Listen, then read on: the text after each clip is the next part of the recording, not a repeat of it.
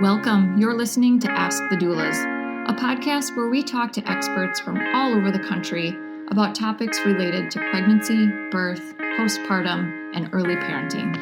Let's chat.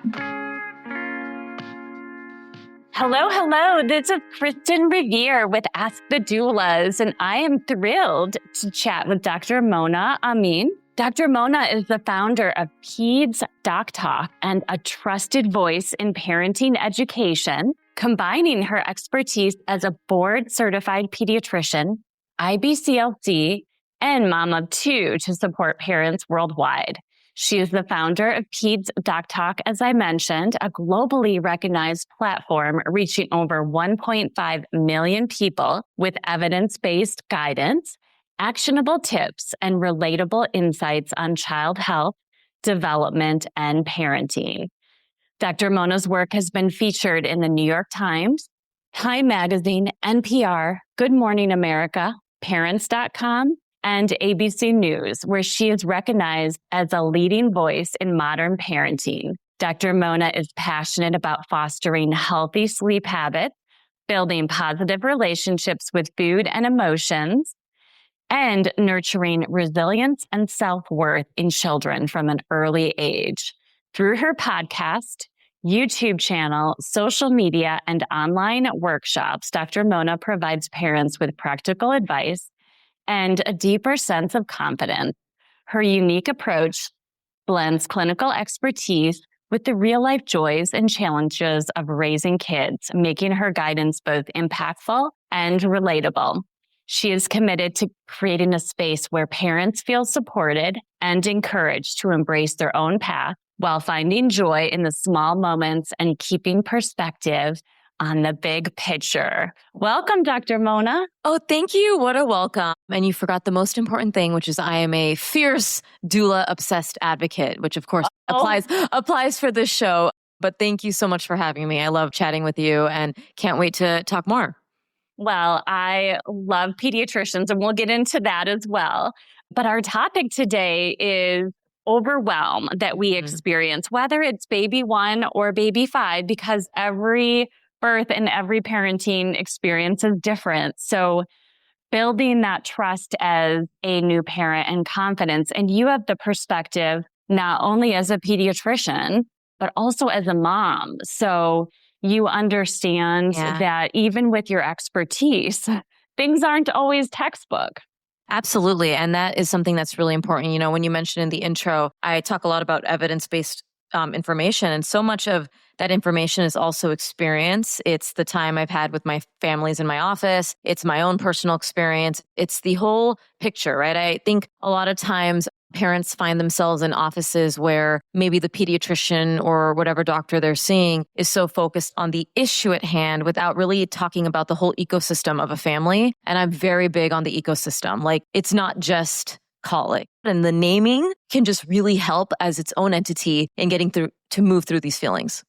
Exactly. And for my clients that deliver in hospitals, I should add, it's much different with a home birth, but they are not seeing their nurse midwife or their OB until 6 weeks. And so many things come up. So in that postnatal visit with my birth doula clients, I mentioned to bring up concerns to their pediatrician because those initial visits are more frequent, and some offices have lactation consultants on staff and other resources. So, and pediatricians can spot some of that overwhelm in moms. And I know that you're all very rushed and short in time, but my own pediatrician has been helpful to my journey as a parent.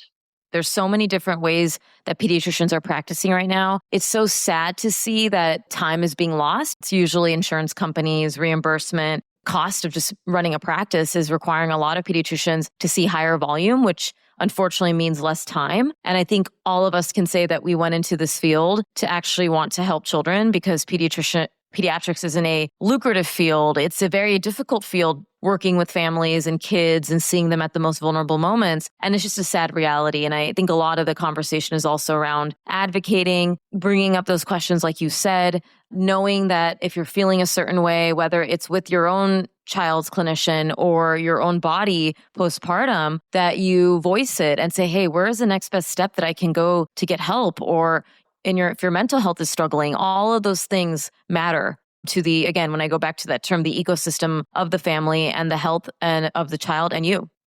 Exactly. It's so important. And so you mentioned bringing up questions and having limited time. Do you suggest that our listeners come up with a list of questions so they are able to optimize the time they have at a pediatrician visit? And sometimes I know I have 2 kids that I still bring as young teenagers to appointments at the same time. And so it is very important to be able to recall questions that come up and get those addressed. And if a referral is needed, to get that taken care of in that visit.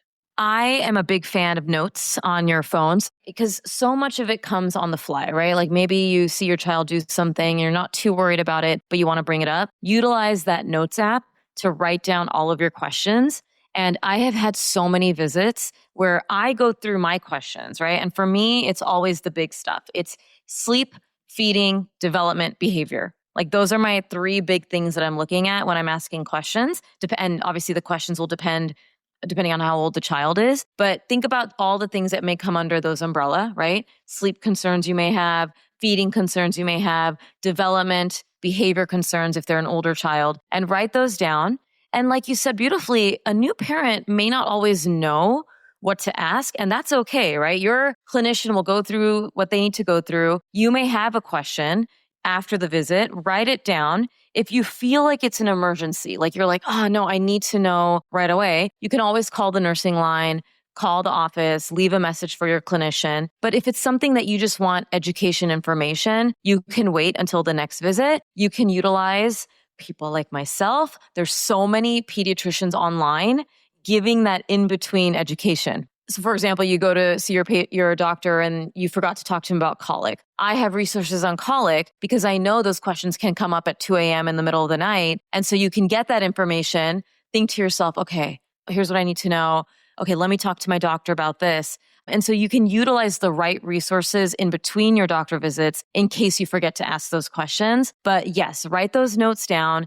I have had families literally at the end of my spiel of all the things I'm going through. They're like, okay, doctor, I have the questions. I'm like, whip out your phone. And we literally just go item by item. And it's like rapid fire Q&A. And then they feel good, right? Because I was able to get through everything they wanted. They know my vibe. They know I will give them straightforward, straight shooting answers. I will not let them worry if they don't need to worry. And I will bring concern when it's needed. And then finding that right clinician is so much part of that picture too, right? Like you don't have to stick to one doctor because you saw them and now you feel loyal. You can look at other clinicians in that same practice. You can go to another practice. It is a relationship. And I think so many parents forget that it is a very important relationship. For many, it could be the doctor or clinician that sees your baby until they're 21 years of age. And so I don't take that lightly. I look at my families as like, we are in a team here. If you don't feel like I'm on your team because I feel a certain way about this thing and you don't, then you need to find somebody else because I don't want you to feel like I'm not giving you what you need as a parent. Everybody has different communication styles and you have to find what sits with your heart and your communication needs as a parent. Exactly. And for brand new parents who are trying to search for a pediatrician, I mean, that's one of the first questions that you get asked when you arrive at the hospitals. Who is your pediatrician? How to find one out of the blue that obviously matches with your insurance and your focus as far as parenting needs and so on. And you mentioned a fit in personality and style of the pediatrician. What are your tips in selecting a pediatrician as a mom and a pediatrician yourself? Yeah. And I think one of the best ways you're going to find a pediatrician is word of mouth from friends that you may have that have children, right? So whether their child is older than yours or not, if you like that friend, and I have to be clear, some people are friends with people that probably they shouldn't be friends with, but if you like that friend, like if you relate to that friend uplifts you, you feel good around that friend, I would trust their judgment on what the pediatrician they're going to. So ask those people in your life, whether it's a relative, whether it's a friend, that would be your first place. Now, for anyone listening who may not have friends that are mothers or fathers, you can also go to your OB. That would be my second best place to go. Like, hey, do you have any pediatricians? Because OBs, because they work so closely with the pregnant person and then the postpartum, they may also have their recs based on word of mouth as well. So first is going to be your word of mouth from friends and family. Second is going to be OB. Third is going to be a search online. The reason I put that last is that online reviews are not always the most accurate. I have to be very clear. Like I find that people are more likely to go online to complain, but not many people will go online to share the good stuff. And so you want to be careful. Like, you want to be careful that you're not just looking online and maybe you heard such good things about a doctor. You can do something called scheduling a prenatal visit, call the office, ask while you're pregnant in the second or third trimester, ideally second, say, hey, I would love to join the practice. Do you all offer a prenatal session where I can meet any of the clinicians? Do you offer any information? Most offices will have either a tour option, a way for you to speak with a clinician in the office, if not the clinician that's going to care for your baby. And that can give you a vibe check. I'm really big on vibes. And I say this also from the mom lens, because when I had my son, when I was pregnant, I was like, I don't care who sees him. Like, I'm a pediatrician. I don't care. Like, I don't need a doctor because I'm basically a doctor. However, my son had a very significant medical condition. And when he was born, I had a lot of anxiety. And so I couldn't be my son's doctor at that point, right? Because I needed to separate the mom brain from the doctor brain. So I looked for my colleagues that had a uplifting vibe that would be honest with me, but also not fill me with dread. Someone who would just speak to the facts. And I found that person. She was my colleague, saw her for about a year. I felt better. My son got better. We ended up weaning off the medications he needed, blah, blah, blah. And then I ended up then going to any doctor, right? Because I'm not allowed to see my own children. But I give that example because it is to me a vibe check. It is to me a communication style. You want someone who explains their reasoning, or maybe you don't, right? I can't tell what you need as a parent. Only you know that. And I don't think there's bad doctors out there. I think there's just different communication styles. And that's not a fault of the person, right? Everyone's just different. Some people are more direct. Some people are more touchy-feely. You need to think, okay, I went to this doctor. It was all right. Why don't I interview or go check out the other colleague at that same practice? And I have found so many families that way. And on the flip side, so many families have left me because they wanted someone different. And I don't take that personally as a clinician. I want the best for the families that come through my office. So remember, there's no hard feelings. You shouldn't feel bad about looking for the best fit for your family. And if any clinician ever makes you feel like, well, why did you go see that person? That's not the clinician for you, because our role is to provide the best for the family, even if it's not us. Right. I feel the same way as a doula. It's so intimate. I want my clients to have the perfect fit. If it's not me, then hopefully it's someone on my team. So as far as developing those instincts as a new parent or a seasoned parent with a totally different experience with baby number 3, what do you recommend as far as developing those instincts? There's a lot of different thoughts and theories about intuition and instincts. And I'm in the camp that I believe that every parent has intuition and has instinct, because from an evolutionary perspective, we have been forced to do that. Now, what happens is I think so many parents don't lose their instinct, they lose access to their instinct. They lose access to their intuition.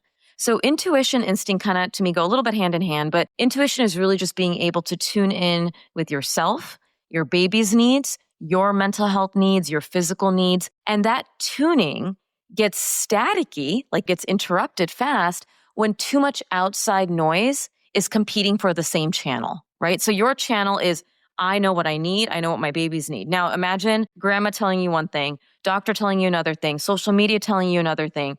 You are struggling with anxiety, depression. All of those things add static to our brain and intuition. And I say this because I am very rational as a pediatrician. I rarely let my emotion get into my decision-making as a doctor, right? Like as a physician. However, when I became a mother with my second, I had really bad anxiety with my daughter. I had like overwhelming anxiety, had a therapist, got on medication. I lost that ability to tap into my intuition and instinct, right? Because my anxiety was taking the driver's seat. A worried brain overrides that calm gut feeling that I believe every single parent can have, especially mothers, because there's this genetic biological component that I know it lives in there, but the noise outside, the anxiety we feel, all of those things, sleep deprivation, all of that can now allow us to lose that connection, and that static noise gets louder. So this trust with yourself, and I talk about rebuilding that trust with yourself, it's through small repetitions and not one big revelation. So every time you make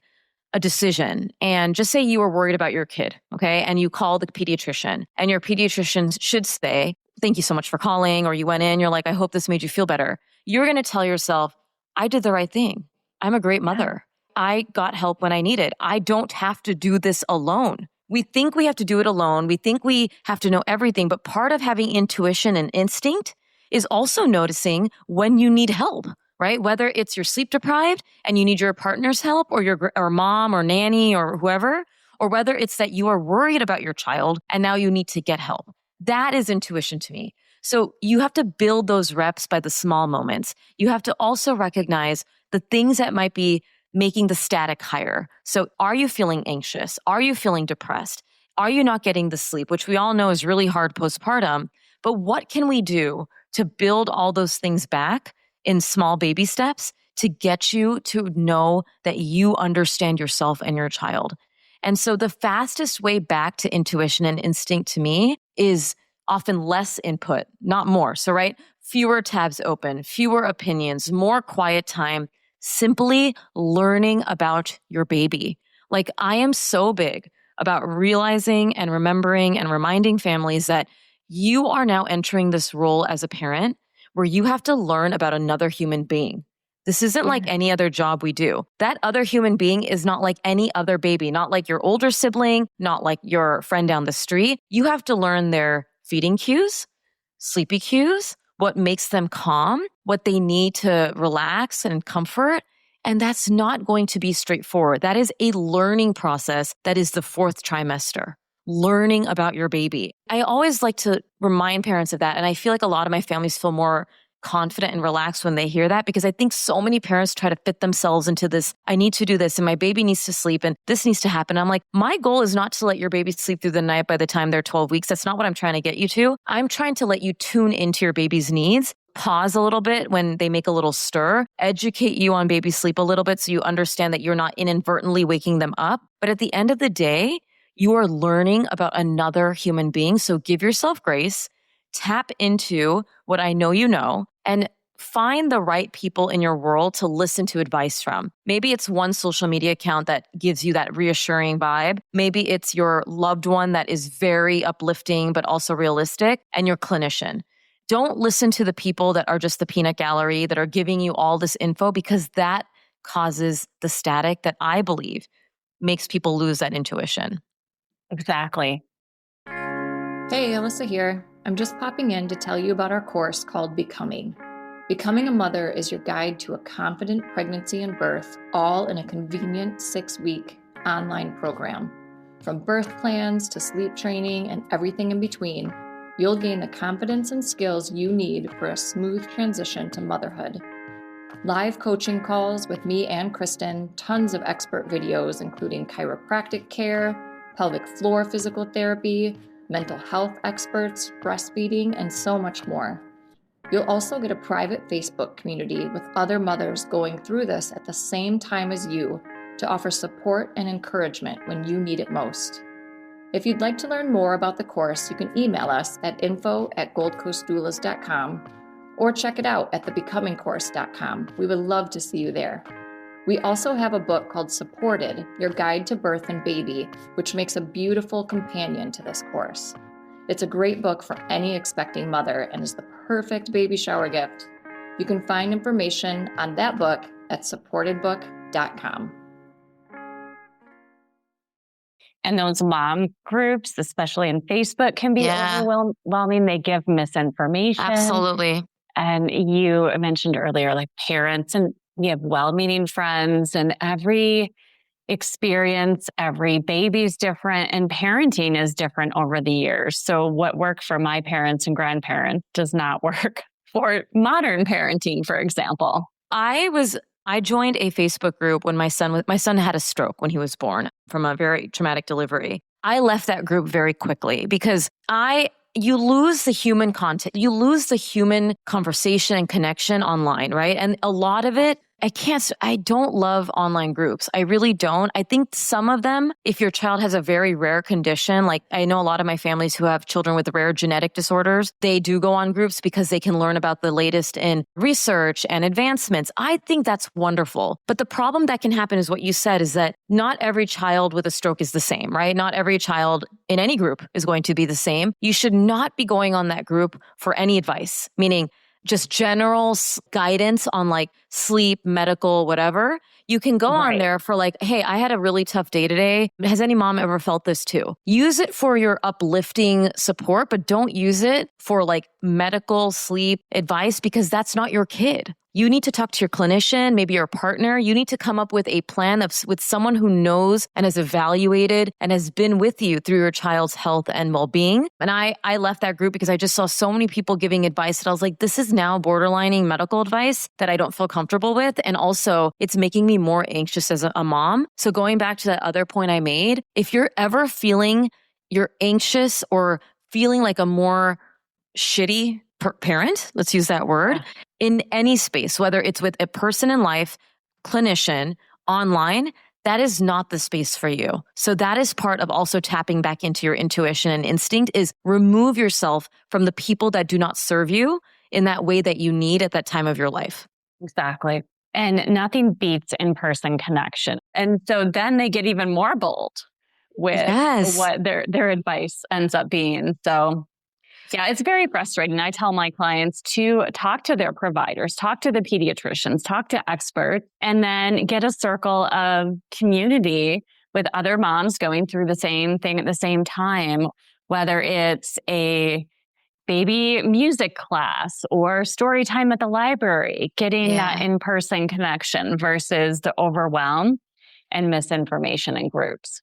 I became a mom right before COVID for my son. And I want to be very honest that anyone who became a COVID parent, it was a very different experience because we didn't have that reality, right? And I know, like the in-person option. And now with my daughter, I feel like I'm having two different parenting experiences, right? Like on one hand, there was isolation. There was, where's my community? Where's the people? Like we're talking about this village and all this, like I don't have that. And so online made sense, right? Like I'm not ever going to make fun or like denounce the fact that people may need to go online sometimes because they lack the in-person. However, in this day and age, libraries, local mom groups, Facebook groups that have in-person meetups is going to be your best bet, right? Like you said, so always gravitate towards that because like you said, it's where you will find your people the most because you lose vibe, energy from text message, from Facebook. People are so opinionated. In person, people can't hide behind a keyboard or a phone, right? You're going to get the real person in-person contact. And that's where you're going to find your people. And as someone who took 2-3 years to find my people, right? Like I was very lonely for a long part of my motherhood with my son because of the pandemic. And just know that you will find those people. Now I have the best freaking people ever. And it makes me emotional because I think I don't regret or I don't look at I failed my son in any way. I'm now a different mom and he gets this new version of a mom and we get to continue to love and grow together. And so don't ever think that one moment in your parenting journey, the fact that you relied so heavily on your Facebook groups or you didn't have the capacity or you were anxious defines your entire parenthood.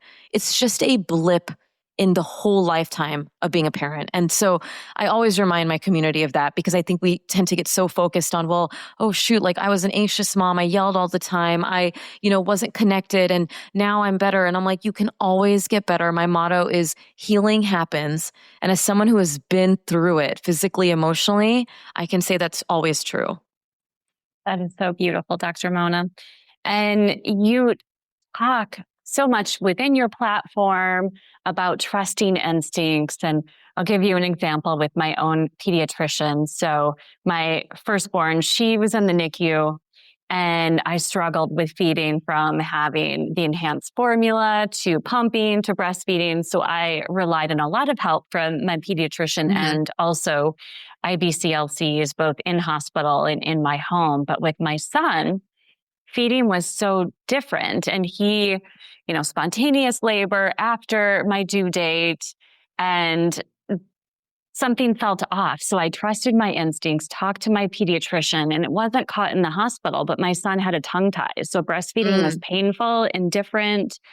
And I always struggled with oversupply. So I was able to address that and trust that my instincts were right on then, and things improved within a matter of a week. So just, again, having those questions, knowing if something's off, even if everybody else is telling you, oh, it's fine, it's just different. And, you're feeding right away versus the delayed breastfeeding. And so, yeah, I was glad that I went to my pediatrician and they caught it in office. And I love that story of empowerment, of communication, of, advocating for self and trying to figure out what is best. And so many times I hear from families that, my pediatrician didn't find this or dismissed it. So many things in health, and I'm part of that, right? Like I think about babies who may have a cow milk protein allergy.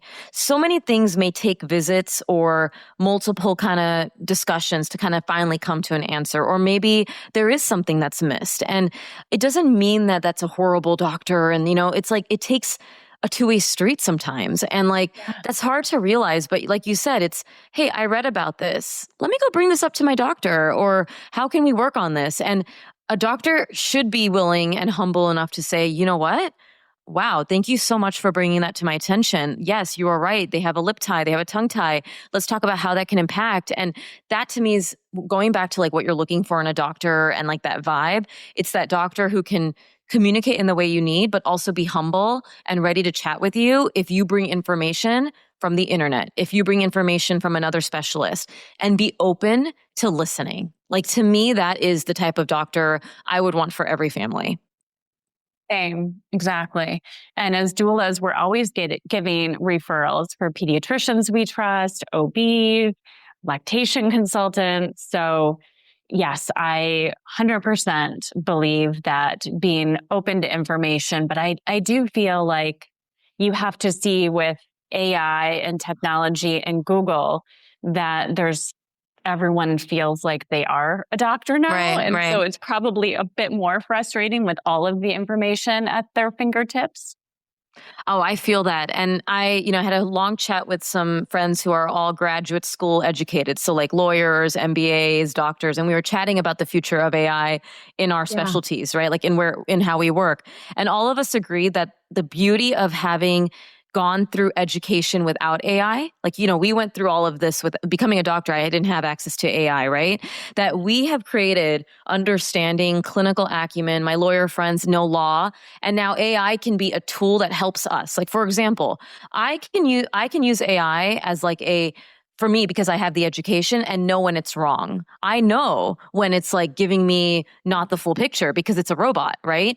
But like you said, a family putting something into AI because it sounds good can say, oh, well, yeah. But what you are going to do with that in the power of, in the era of AI and the era of social media is I don't have a problem with my family plugging things into AI and then bringing it to me. Bring it to me.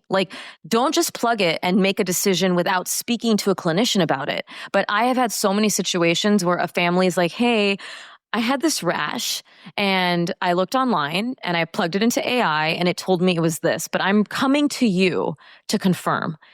I feel so good about that as a doctor because I don't want AI giving the wrong information. Also, the AI can't prescribe meds if needed. Also, AI can't give the true anticipatory guidance. So then I said, hey, thank you so much for doing your learning and your education, but also trusting me as your child's doctor to double check. And so I think that's the balance we need to do, right? I think also clinicians need to understand that you can't just say, well, don't use AI, because families will, right? They're either going to Google, but now with AI, everything's advanced, right? Like if you go into Google right now, it gives you the Gemini AI versions, right? So we can't dismiss it. We have to understand and create the channels of communication where families feel comfortable bringing that info to me and saying, at the end of those visits, I've said, thank you. Remember, anytime you find something, read something, I'm here. Like, come in, we'll make a visit, we'll talk about it. I always want to make sure we're giving the right management for your child, and it makes sense for the child that you and I both know. Because AI doesn't know the personality of a kid, right? Like let's thinking about parenting advice, like me and that mom or that dad can talk about, hey, does this strategy make sense? Do you feel comfortable with this? Here's why it doesn't work for your child. And I'm able to do that because I have the expertise that I got before AI came into existence, And so I love that. And I think you feel the same, you've been a doula as well. And so it's realizing that how do we make AI, social media work with us, not against us as clinicians, and same thing as a parent. How are you going to use it in an appropriate way where you're not just relying on it for just all advice, because you cannot. You have to have someone trained in that to be able to decipher what makes sense, what doesn't, and give you a plan to go forward. Agreed. I could talk to you forever, but we are running out of time. Yeah. I feel like we have 3 podcast topics in one conversation here. So, but you are just a wealth of information and an uplifting source of, both with your podcast, with your YouTube channels, with all of your groups that you curate online. So I would love for our listeners and our doula clients to fully understand how to connect with you between your workshops, the podcast, YouTube, and so on. Yeah, thank you so much. And I have my favorite word, ecosystem of Peds Doc Talk, which is the website, pedsdoctalk.com. All the social media handles you can go on. So Facebook, YouTube, Instagram, TikTok, Threads, we're everywhere, Peds Doc Talk. And then, yes, I do have courses that are on demand, so you can purchase, and there are various topics like, I have sleep, newborn sleep, I have older age sleep, toddler resources, tantrums, picky eating.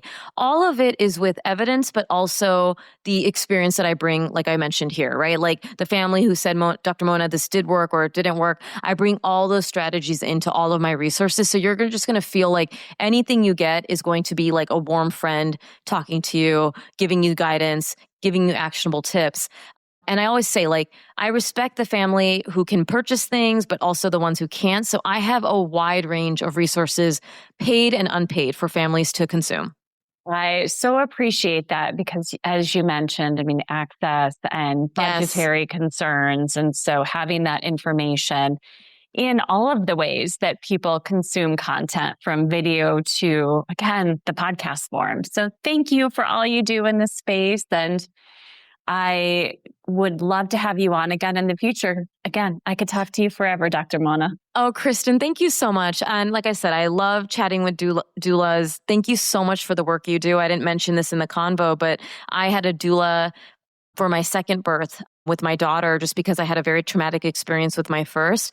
And although I had a C-section, she really helped me emotionally, and also with breastfeeding after. And even though I'm a lactation consultant and pediatrician, I just want to really, really celebrate the work that you do.